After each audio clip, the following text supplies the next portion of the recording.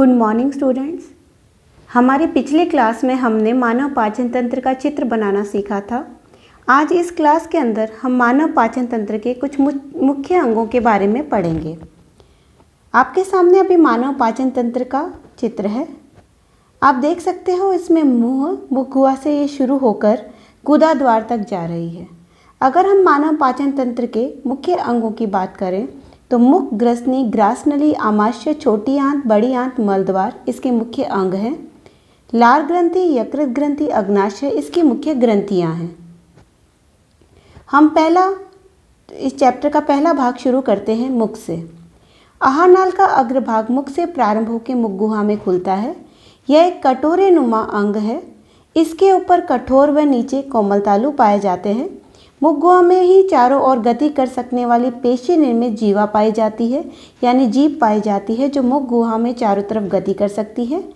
जीवा मुख गुहा के पृष्ठ भाग पर अधर तल पर फ्रेनुलम लिंगुअल जीवा फ्रेनुलम के द्वारा जुड़ी रहती है और मुख गुहा के मध्य भाग तक जाती है।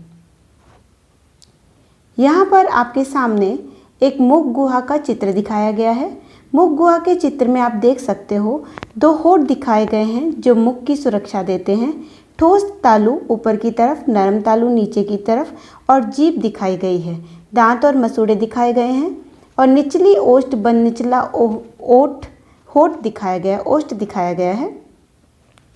मुख दो मांसल होठों से घिरा रहता है। मुख को खोलने, बंद करने तथा भोजन को पकड़ने में सहायक होते हैं। मुख के ऊपर व नीचे भाग में एक एक जबड़े में 16 दांत होते हैं। सभी दांत जबड़े में पाए जाने वाले एक सांचे में स्थित होते हैं। इन सांचे को हम मसूड़ा कहते हैं।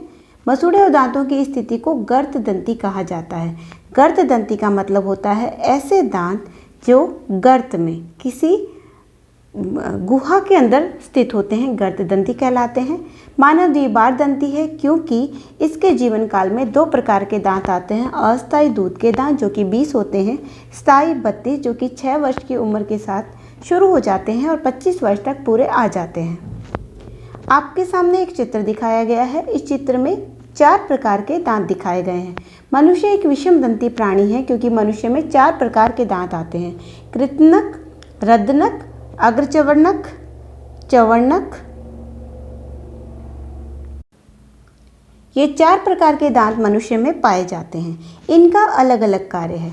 कृतनक का कार्य, ये सबसे आगे के दांत होते हैं, कुतरने और काटने का कार्य करते हैं और 6 माह की उम्र में, अगर आपने कोई छोटा बच्चा 6 माह का देखा है तो आपने ये देखा होगा कि उसके कृतनक सबसे पहले आते हैं।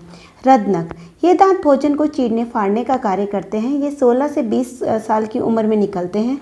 ये प्रत्येक जबड़े में 2-2 होते हैं। मांसाहारी पशुओं में ये ज़्यादा विकसित होते हैं।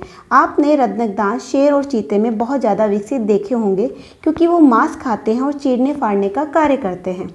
अग्रचवर्णक, ये भोजन को चबाने में सहायक होते हैं। प्रत्येक जबड़े में 4-4 पाए जाते हैं, यानी 2 दाएं बाएं, 2 ऊपर दाएं बाएं। टोटल ये 8 पाए जाते हैं। ये 10 और 11 वर्ष की उम्र में पूर्ण रूप से विकसित हो जाते हैं। चवर्णक, ये दंत भी भोजन चबाने में सहायक होते हैं। ये प्रत्येक जबड़े में 6-6, 3-3 दोनों साइड पाए जाते हैं और ये 12 से 15 माह की उम्र में निकलते हैं। हमारा अगला अंग है ग्रसनी। ग्रसनी का कार्य होता है भोजन को मुख से लाकर ग्रास नली तक लेकर जाना। ये मुख गुहा जीवा तालु के पिछले भाग में एक छोटी सी कुपीनुमा होती है और ग्रसनी से होकर भोजन आहार नलिका यानी ग्रास नली और ग्रास नली में और वायु श्वास नली में जाती है। ग्रसनी अपनी संरचना से सुनिश्चित करती है कि किसी भी सूरत में भोजन श्वास नली में या फिर वायु भोजन नली में प्रवेश ना कर पाए, क्योंकि इसी के द्वारा हम सांस ले रहे हैं और इसी के द्वारा हम भोजन ग्रहण कर रहे हैं। तो किसी भी स्थिति में आपका भोजन आपकी वायु नली यानी फेफड़ों में नहीं जाना चाहिए। इस व्यवस्था को बनाए रखने का कार्य ग्रसनी करती है। इन दोनों नालों के मुख ग्रसनी के नीचे की तरफ होते हैं, यानी ग्रसनी के नीचे की तरफ श्वास नली अग्रभाग में, पृष्ठ भाग में ग्रास नाली स्थित होती है। ग्रसनी की संरचना को 3 भागों में विभक्त किया जा सकता है। नासा ग्रसनी, मुख ग्रसनी, कंठ ग्रसनी। जो नासिका गुहा से जुड़ी है वो नासा ग्रसनी, जो मुख गुहा से जुड़ी है मुख ग्रसनी, जो कंठ से जुड़ी है उसे कंठ ग्रसनी कहा जाता है। ग्रास नली, यह एक संकरी पेशीय नली है जो करीब 25 सेंटीमीटर लंबी होती है। यह ग्रसनी के निचले भाग से प्रारंभ होकर ग्रीवा तथा वक्षस्थल से होती हुई मध्य पट से निकल के उदर गुहा में प्रवेश करती है। इसका मुख्य कार्य भोजन को मुख गुहा से आमाशय में पहुंचाना है। ग्रास नली में कुछ श्लेष्म ग्रंथियां मिलती हैं। इन ग्रंथियों से स्रावित श्लेष्म भोजन को रसदार बनाता है। ग्रास नली में उपस्थित भित्तियां भोजन को एक प्रकार की गति प्रदान करती है, कर्मानुकुंचन गति उसको कहते हैं, जिसके माध्यम से भोजन आमाशय तक पहुंचता है। ग्रास नली के शीर्ष पर ऊतकों का एक पल्ला फ्लैप होता है। इसे घाटी ढक्कन या एपिग्लोटिस कहा जाता है। जब हम भोजन खा रहे होते हैं तब ये बंद हो जाता है और भोजन को श्वास नली में जाने से रोकता है। यहाँ पर आपको एक चित्र दिखाया गया है जो कर्मानुकुंचन गति को दिखा रहा है।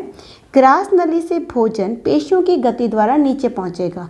कर्माकुंचन मतलब कर्मानुसार कुंचन और स्थिलन होंगे। पहले पेशियां संकुचन करती हैं जिससे भोजन नीचे की तरफ जाता है, फिर प्रसारण करती हैं, भोजन को जगह देती हैं, फिर संकुचन करती हैं और इस तरह संकुचन प्रसारण करते करते भोजन को नीचे की तरफ धकेल देती हैं। यह भाग यहीं तक था। अगले भाग में हम आमाशय से लेकर वृहद आंत्र तक का अध्ययन करेंगे।